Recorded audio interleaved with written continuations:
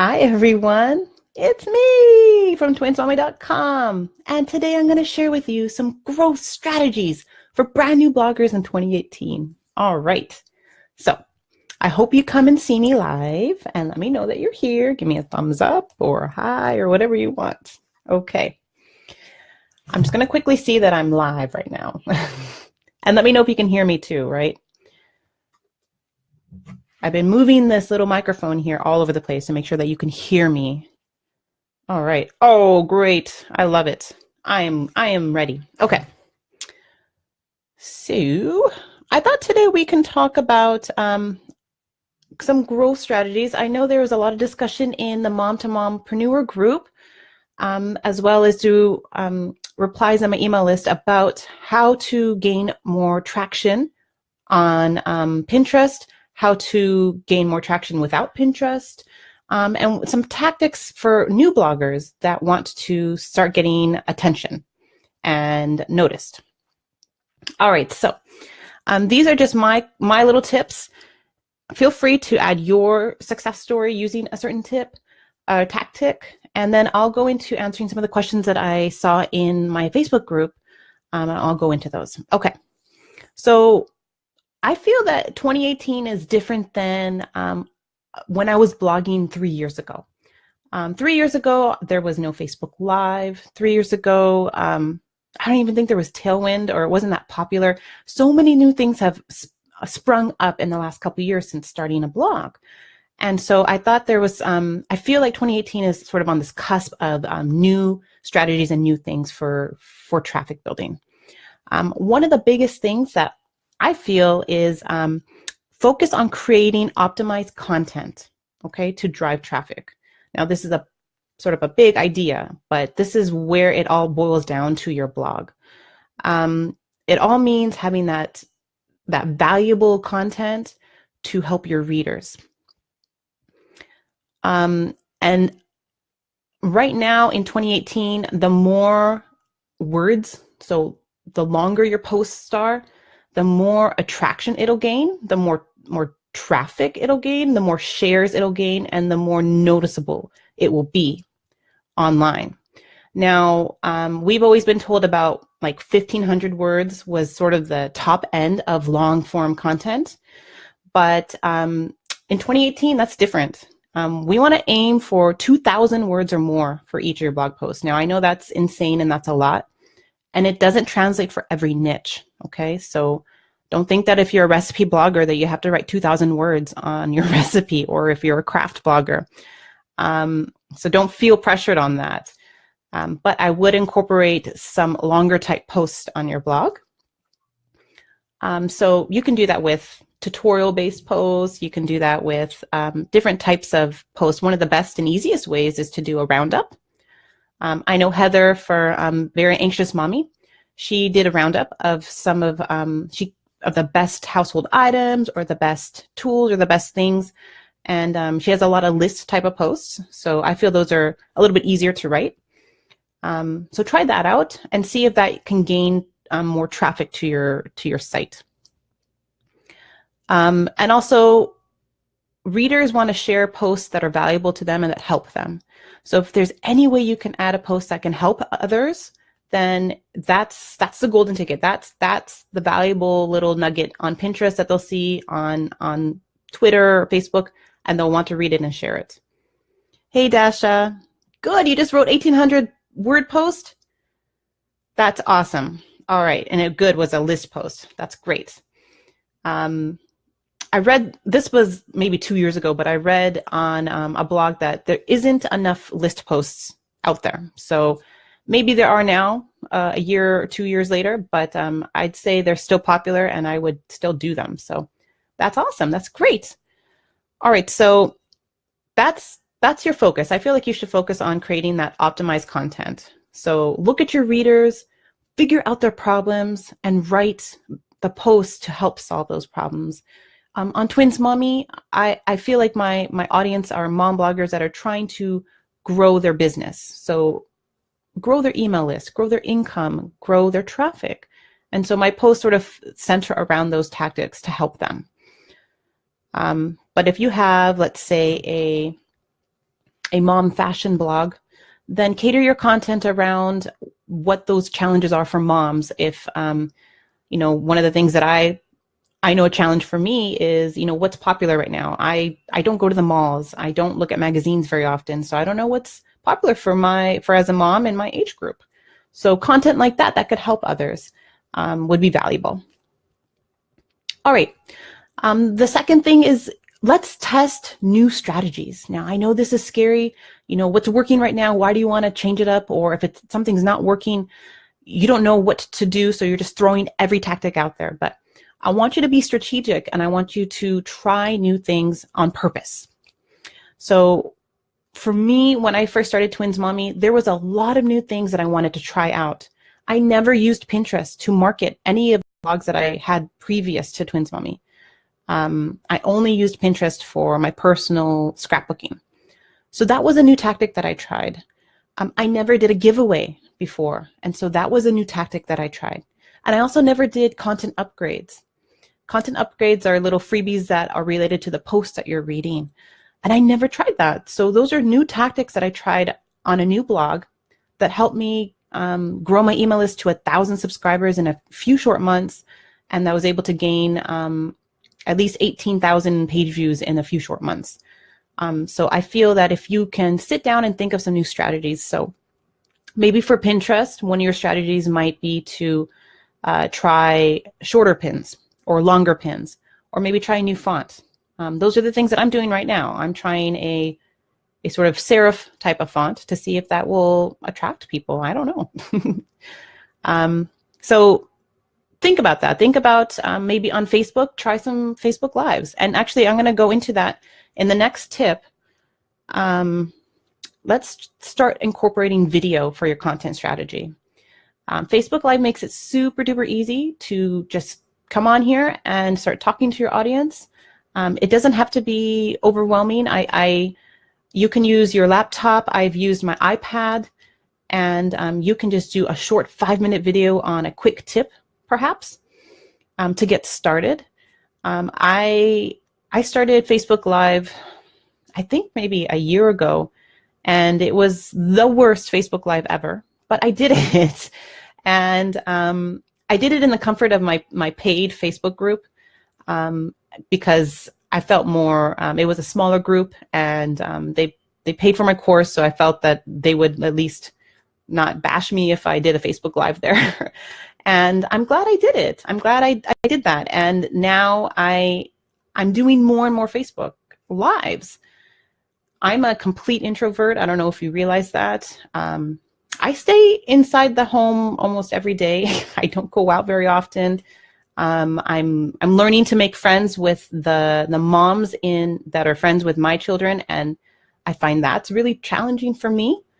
But I'm doing it. And so when you think about video, maybe you don't have to show your face. Maybe you can do a video of some craft that you're doing, or a review of an Amazon product.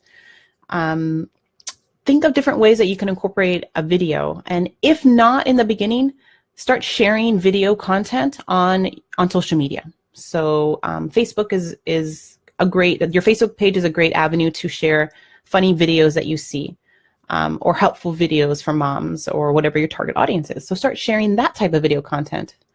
And when you're comfortable, you can start incorporating video more. If you have any questions, let me know. I use a microphone, but you don't have to use a microphone. I have a special camera, but you don't have to use a camera. You can use your own laptop or iPad or whatever device you have, or your phone. All right. Let me see if and then what I do with video, so more traffic building tactic is to don't leave that video on Facebook.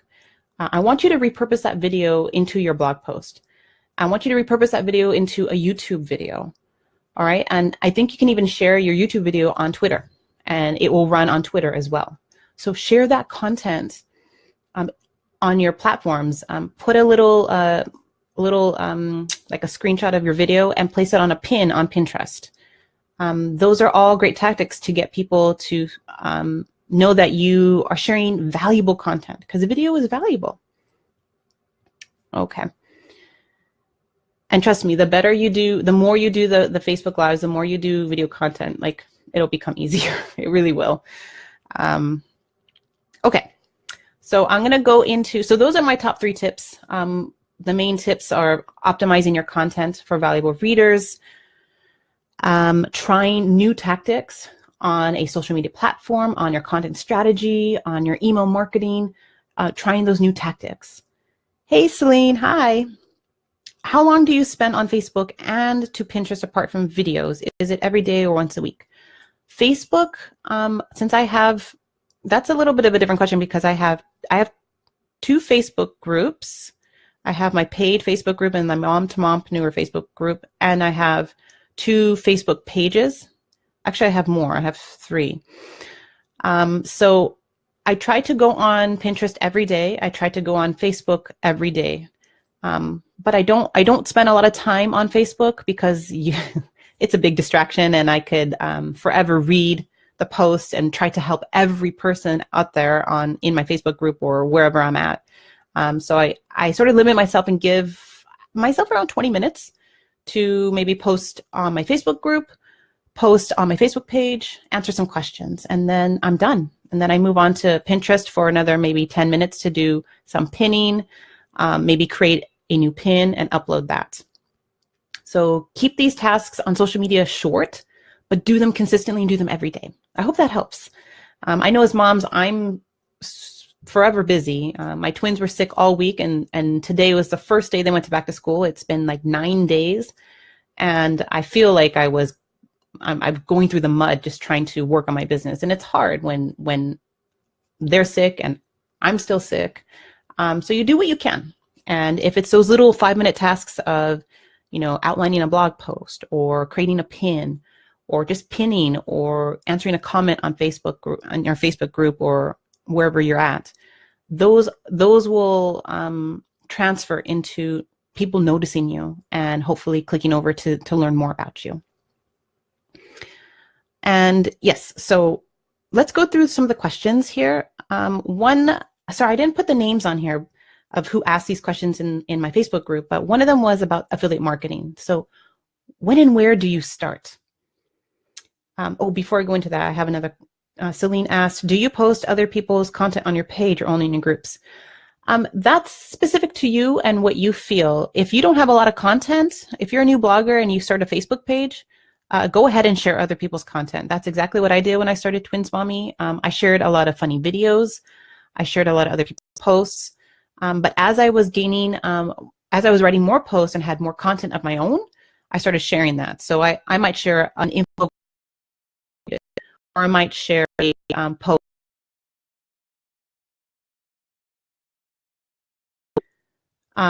So it's up to you. I personally feel that my Facebook page, people that like my Facebook page want to know more about me and what I'm doing. But for other people, they may feel that they want to provide the best information, regardless if it's theirs or not. I know a lot of small businesses do that. So again, you have to see what works for you. But there's no shame. There's no shame in promoting yourself on your own Facebook page.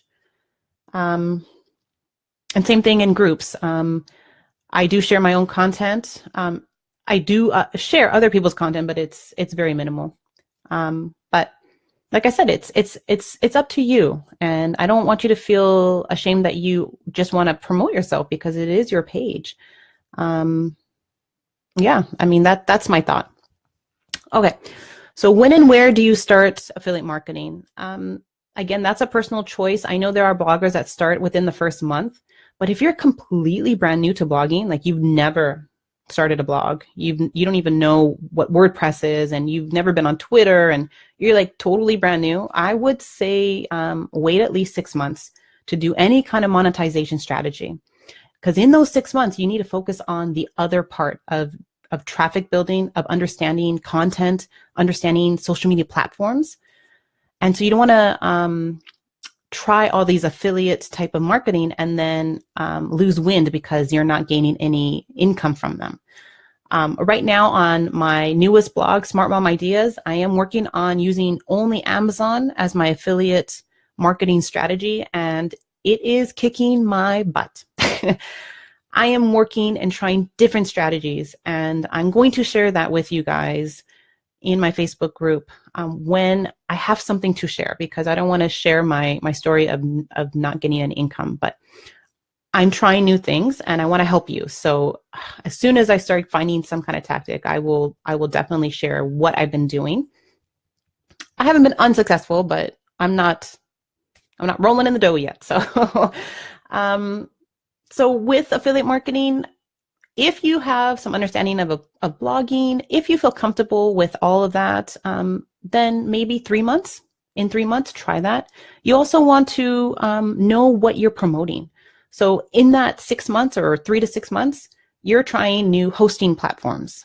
You're trying new maybe social media automation tools. Maybe you're trying new products that you want to promote with Amazon. When that happens, then you will trust, your audience will trust you better if you actually know those products. So give yourself that time to learn about the products that you're going to be promoting, and then you can start researching affiliate marketing programs. Hey, Brandy. You can't wait to hear more Amazon marketing tips. You said, I've not been great at affiliate marketing, but I do get the most sales through my Amazon links. That's awesome. What I'm finding, just to give you a little bit of snapshot, what I'm finding is that people are clicking through. They are clicking, but they're not purchasing yet. So I'm trying to figure out if it's a trust factor. I'm trying to figure out if it's a confusion or if it's a visual thing. I'm trying different strategies. So you can definitely go to smartmomideas.com to see what I've been doing.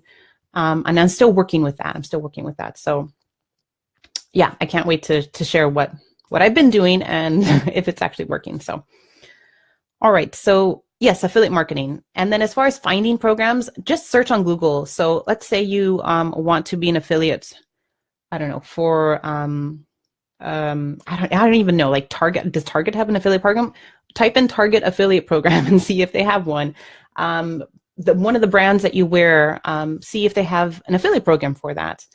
Again, I'm very out of touch. I'm very much in the blogging niche. So like I know ConvertKit has an affiliate program, but MailChimp doesn't. I know Tailwind has an affiliate program, but I don't think Buffer does. So it's looking and just searching online, any product, and then see if there's an affiliate program for it. Like ModCloth, I really love their style, but I haven't checked and see if they have an affiliate program. But if it fits your blog, then start promoting ModCloth stuff, or even subscription boxes. They might have an affiliate program, and people love subscription boxes. So maybe you can become an affiliate for one of them. It's just thinking about that stuff. So, all right, the next question is about guest posting. Someone wants to know the best way and how to ask to be a guest and how to ask for someone to be a guest. All right, so first find out if the blog that you want to guest post on is actually seeking guest writers. I get emails every day for people to guest post on my Elna Kane site, but I don't offer posting on that site. So do your research first. For example, I know Redefining Mom, there was a window of time, Monica of Redefining Mom, there was a window of time of her asking her audience or telling her audience that she was requesting guest posters because she's pregnant and she's going to have a baby soon. So I was able to guest post on that site. So find out from other mom blogs if they're pregnant. You can also pitch them and say, hey, I know you're pregnant and you probably need some help with your content. Can I guest post for you? And see what happens. But do your research. So search first, reach out, and then you can just ask. So when I say pitch, ask in your email, saying, let them know who you are, what your blog is about, and how that you want to guest post, and then give them a specific topic. Like for Monica, she had a little Google Doc. So I just filled in what my topics were. And I think maybe I gave her a couple of topics and she picked the one that she wanted. So there might be a form that you fill out, or just email them and say, I have this great idea. I have a story about Pinterest and I want to share that with your audience. Let me know. And then they'll get that email and then they'll let you know if you can guest post on their site. Now, if you want to ask for others to guest post on your site, I suggest putting up a page on your menu saying write for us or write for your blog name. Put that page up and then put the requirements of what you want, the type of content that you want, how long your post should be, and then any kind of requirements. And then either have them fill out a form, which I think is the easiest to fill out a form. You just go to Google, type in Google Forms, and you can fill out and make a form and share that on your blog. And then you can make it a bit more streamlined and organized that way. And then you'll get requests. On my freelancer FAQ blog, I do have, I think it's still there. I think I have a guest posting, a Write For Us page on that menu. So people still pitch me topics, I think. I may have closed it, but that's what I do. If you have a big following and you have a Facebook group, you can do a quick video and let people know, or you can post in your group that you're accepting guest posters. And then also go to other Facebook groups that have collaboration days and let others know that you are opening your blog to guest posters too. On Mom to Mompreneur on Thursdays today is a great, it's a perfect day to let people know in that group that you are opening your blog for guest posters. All right. Time management. Someone wants to know about time management. And if you don't already know, I am the worst with time management, which you probably don't believe because I'm managing a whole bunch of things, but really, I have no time and I'm not that great with time management. Hold on. But let me give you some of the tips that I've learned that I don't necessarily always use, but I do know of them. All right. One of the biggest things that I use is repurposing. That is the best way to spread your content and not have to write new content every week. Okay, so I want you to turn that blog post that you wrote last week into an infographic. Okay, I want you to turn that blog post into an email, not that one, but maybe an older blog post into an email. Turn that blog post into a Facebook Live. Do these things just to stretch that content out, make it new and inviting, and that will help you gain more viewers and more page views. So try doing that. Another tactic that I like to do is, I'm sure you've heard, is batching. Actually, I do batching with the Pomodoro technique. When my twins were little, if you don't know, the Pomodoro technique is doing 20-minute activities and then giving yourself a break for 5 minutes and then going again for 20 minutes and giving yourself a break for 5 minutes, which is also good because as bloggers, we sit too much. So you should be up and moving like every half an hour anyways. But with my twins, it was like the perfect time because I could occupy them for 20 minutes and then they'd start asking for mommy. So I would, in that 20 minutes, have my little list of tasks, do that quickly, and then take a break, go maybe outside for a few minutes during the summertime, run around with the twins, and then go back to work.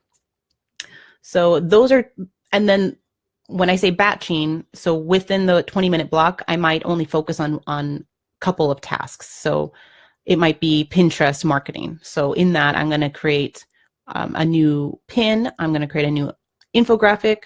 And maybe I might outline a blog post about Pinterest marketing. All right, so that's batching my tasks. So I'm only focusing on one aspect. The next 20 minutes, I might focus on only content marketing. So let's figure out 4 headlines and 4 topics that I want to write about. And then the next 20-minute batch, I might focus on my email funnel system or give myself time to develop some course ideas for a future course. So that's what I did when my twins were home, and that's what I had to do when they were sick recently. So try those 2 for me, boosted my productivity at least. Oh, hey. Oh, that's great, Sarah. I'm glad. I know. 2 kids. Yes. And if they're not at school, it's hard. I mean, my twins are at school today, so it's so quiet in this house, and it's just like I want to sit down with my coffee after this and just sort of take a breath and just sort of take a little bit of a self-care little break and just enjoy the silence, because it's hard. It's hard. All right, so those are my 2 best time management tips. I do have a post on Twins Mommy on 26 productivity tips for mom bloggers that focuses on the blogging aspect, not necessarily on maintaining your house, because if you look right now, my house is an utter mess right now. I have laundry on my bed. I have to put away laundry. There's, I'm sure, dishes in the sink. So yeah, so you can see I'm not that great with time management. Okay, but that doesn't bother me. Surprisingly, it doesn't bother me. Okay, so the next question is, what kind of schedule should you keep if your goal is to have blogging to be your income producer? And how often should you post new content on your blog? So what schedule should you keep? That's really up to your schedule. Like I said, I'm running several different blogs and several different device income streams. So I have to pick where my focus is in the day and in that time block. And it's really hard for me. I really, really love focusing on Twins Mommy. I really do. It's my passion, and I get giddy and I have so many ideas. So I have to stop myself and focus on Smart Mom ideas and dive into that and really focus on affiliate marketing. And then I can't forget my number 1 income stream, which is my freelance writing business, and I have to focus on that too. So it's hard for me. You can have a weekly schedule and write down the days that you want to focus on, well, if you have multiple blogs, but let's say multiple tasks. So for income stream, I want you to start thinking of income generating post ideas, start developing, have time to develop course ideas, and have time to learn about email marketing, because those are the ones that have the highest ROIs for you in the long run, and that's rate of return. So you want to do those tasks first, and then after that, work on promotion, work on promoting your content. Oh, hey, my husband's here. Hi, hey, Casey. Okay, so the next question is about focus again. So it's overwhelming trying to juggle everything. What 3 things would you prioritize your focus on as a new blogger for growth? So the 3 things are you're getting that foundation for your blog, focus on a social media platform. I suggest Pinterest, and then focus on income related tactics like growing your email list. All right, so, and this fits nicely into my course, Ready Set Blog for Traffic. That's exactly what I sort of broke up my content for in my modules. Focus on that foundation. So that might mean guest posting. That might mean creating valuable content so people can start linking to you. Oh, hey, Erica. What ways other than Facebook ads can you promote your blog website? Wow, kudos to you for using Facebook ads. I haven't delved into that topic yet, and I haven't done that for my blogs. But it's something that I actually want to start doing in 2018 once me and my husband can figure this out and figure out our email funnels and then figure out our Facebook ads. So yeah, that's a goal of mine, a big goal of mine. I don't use any kind of ads or paid traffic. I don't do that. So other ways to promote your website is guest posting is an easy way to get your name out there. And I honestly feel trying to incorporate more video into your content marketing strategy. For some reason, that can really take off either on YouTube or on your Facebook page. Consider opening up a Facebook group. Now, I know there are ways to monetize your Facebook group, so maybe learning those tactics. And then the number 1 way, Erica, is to start your email list if you haven't already done that, and focus your content marketing and your sales type of marketing with your email list, because that, for many bloggers, is your number 1 way of generating income. And in all honesty, let me tell you a secret that that's not my number 1 way. Unfortunately, it is, for me, my number 1 way of gaining income is actually through organic traffic. So for some reason, I seem to spark an attraction to people that don't know me. I guess once they know me, they don't like me. I don't know. But I seem to, either it's with my sales page copy or something, they seem to be attracted and they buy. So I get a lot of cold traffic income that way. So I am learning more about email marketing strategies and stuff. And I do have some tactics, but I just, like I said, I don't have much time. So I'm working on that. I hope that helped you, Erica. Guest posting, video, and email. Going back to the 3 things that you should focus on as a new blogger. Yeah, get that foundation on your blog. Have a strong blog. I want you to take a look at Heather, a very anxious mommy. I'm very impressed with her blog. She did take my course, and she's taken other courses, but I can tell that she is learning and she is doing exactly the type of content that I've promoted in my course and what she should be doing. And I want you to take a look at that, veryanxiousmommy.com. She's doing a fabulous job as a new, and I believe she's a new blogger. So learn from others and work on that foundation, and then pick a platform. So I suggest Pinterest, but if you want to focus on Facebook, focus on Facebook. With Facebook, you want to build engagement. So that means showing your personality, getting on video, having a Facebook group, sharing your Facebook page, things like that. On Pinterest, you need to focus on creating a authoritative presence on Pinterest. And that's a big process that I can't go into, but that's exactly what I sort of teach in my course. And once you have that authoritative presence on Pinterest, anything that you do on Pinterest, it'll get shared, anything. Oh, hey, Erica. I have to learn ConvertKit so I can set up my email list. I also read about your consistent blogging, like 30 days straight. Planning to try. That's great.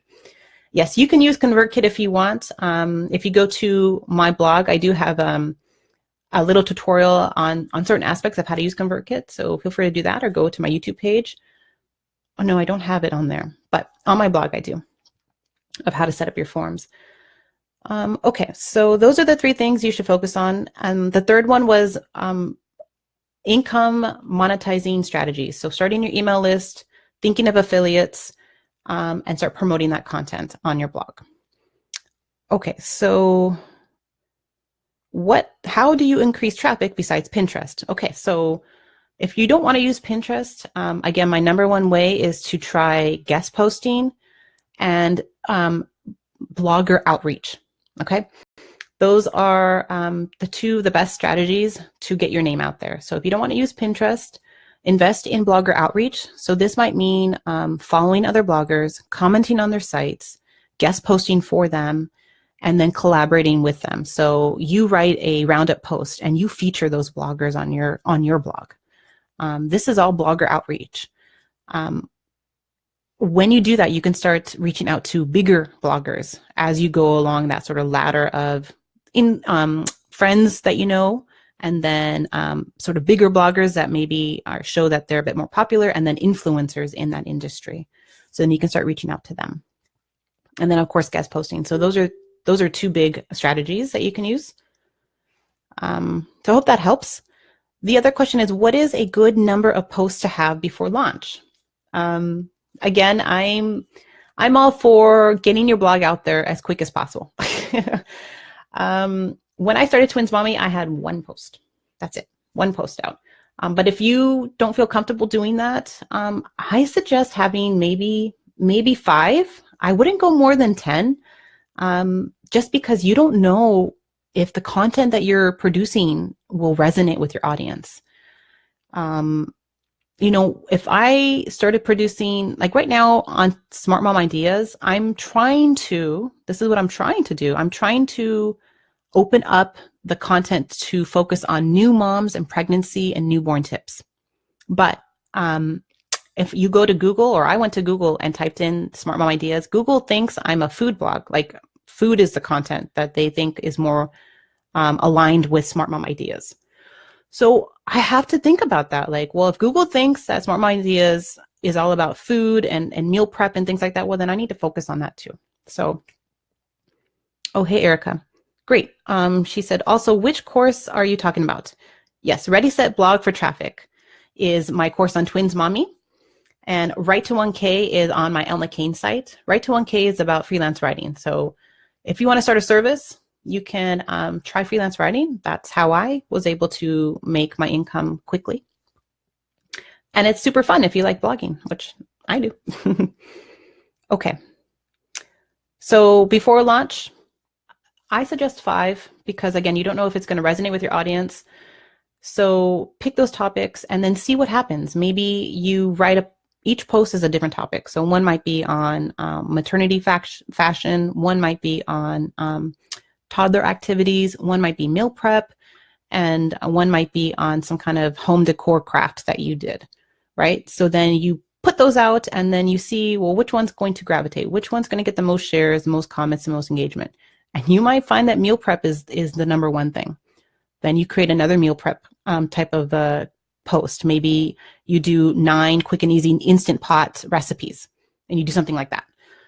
And you see if that takes off, right? So you have to sort of, for me, I feel like you don't put so much content in the beginning because you want to see what picks up. And then you can tailor your content that way. Okay. Should I set up an email capturing software from the start? And which is best for startups? That's a tough question for me. I feel like there's so much to learn as a brand new blogger in that first month that I think I don't feel like you should overwhelm yourself with learning email marketing. Like that's a huge other beast. And if you have no idea if you're going to monetize or how you're going to monetize your blog, email is not really that necessary. It's based on your goal. It's really based on your goal. So I'd say wait at least a month. I did with Twins Mommy. I waited a month, but you can wait even 2 months and then start building that email list because you have to learn how to create.